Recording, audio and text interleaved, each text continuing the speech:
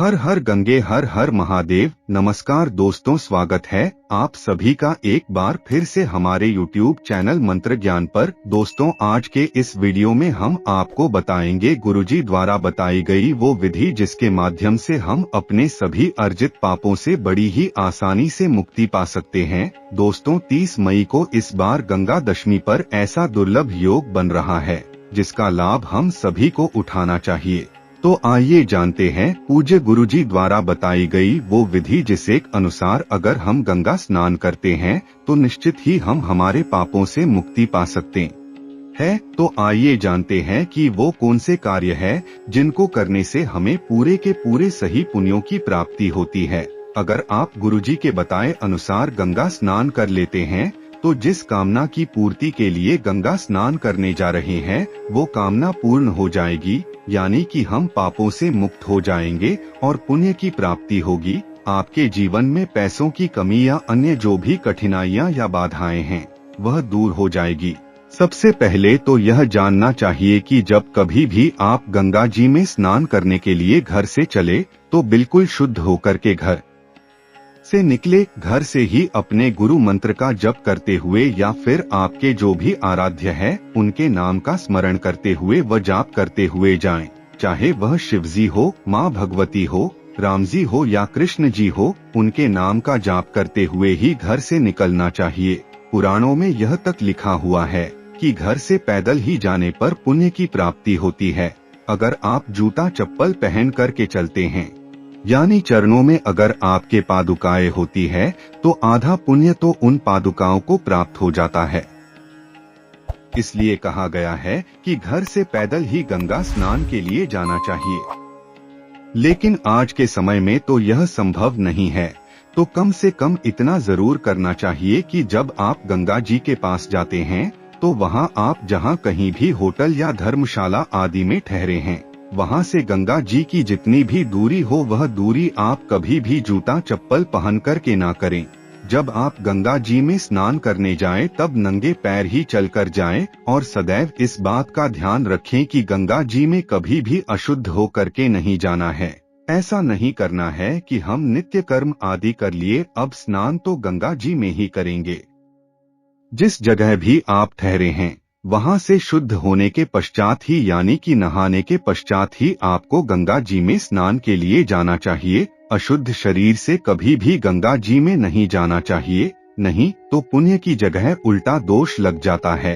इसके अलावा इस बात का भी ध्यान रखना चाहिए कि जब कभी भी घर से निकलते हैं गंगा जी में स्नान करने के लिए तो रास्ते में कभी भी ऐसा ना करें कि अभी तो गंगा जी 1-2 हजार किलोमीटर दूर है, गंगा जी जाने में 2 दिन लगने वाले हैं, तो चलो हम लोग यहाँ पर नॉनवेज खा लेते हैं, मांसाहार कर लेते हैं या किसी प्रकार का कोई व्यभिचार कर लेते हैं। आपको ध्यान रखना है कि गंगा स्नान से पहले आपको कोई भी तामसिक कार्य नहीं करना है, क्योंकि यह सब करने के बाद गंगा जी में स्नान का कोई भी पुण्य आपको प्राप्त नहीं होगा। अब जब गंगा जी के पास पहुंच जाए तो सीधे गंगा जी में कूदना नहीं है, कभी भी पैरों से पहले गंगा जी को स्पर्श नहीं करना है। सर्वप्रथम जब गंगा जी के किनारे जाएं, तो गंगा जी को पहले हाथों से स्पर्श करें, उन्हें प्रणाम करें व भगवती का धन्यवाद दें कि आपके जीवन में वह समय आया है जब आपको गंगा स्नान का पुण्य प्राप्त होने वाला है। उसके पश्चात सर्वप्रथम हाथों से स्पर्श करके जल को सबसे पहले शीश पर छिड़कना चाहिए। फिर प्रणाम करके धन्यवाद देते हुए अपने गुरु मंत्र का जप करते हुए या अपने आराध्य के नामों का जप करते हुए धीरे धीरे गंगा जी में प्रवेश करना चाहिए।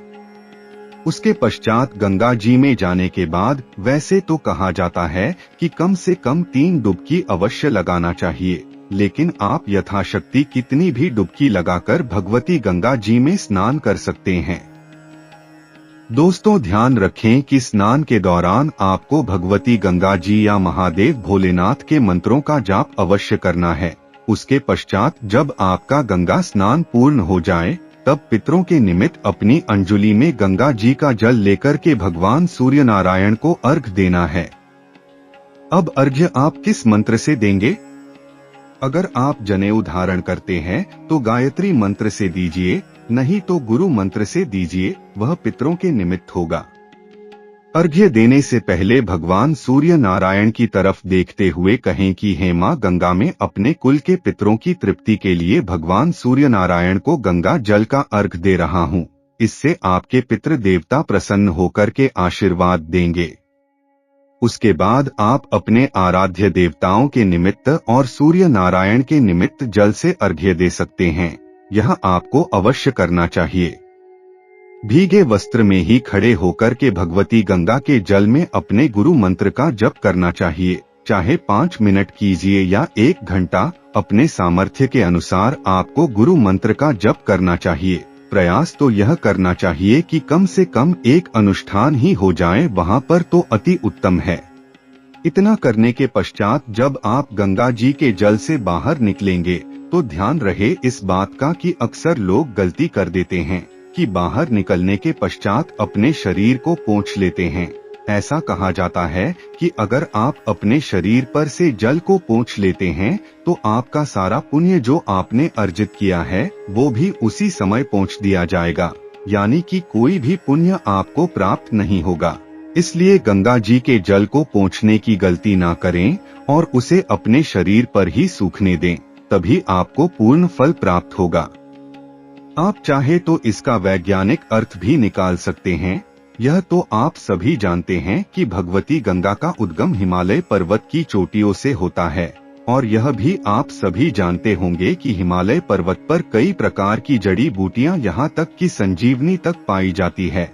ऐसे में जब गंगा जी का जल उन जड़ी बूटियों से घर्षण करता हुआ नीचे आता है तो उन जड़ी बूटियों का रस भी साथ में लेके आता है, जो कि हमारे लिए बहुत ही लाभकारी होता है, जो हमें कई प्रकार के रोगों से मुक्ति दिला सकता है। इसलिए जल को सदैव शरीर पर ही सूखने देना चाहिए। आशा करता हूं कि इस वीडियो को देखने के बाद जो कोई भी गंगा जी में स्नान करने जाए उन सभी की मनोकामनाएं पूर्ण हो। दोस्तों, आज के लिए बस इतना ही। हर हर महादेव।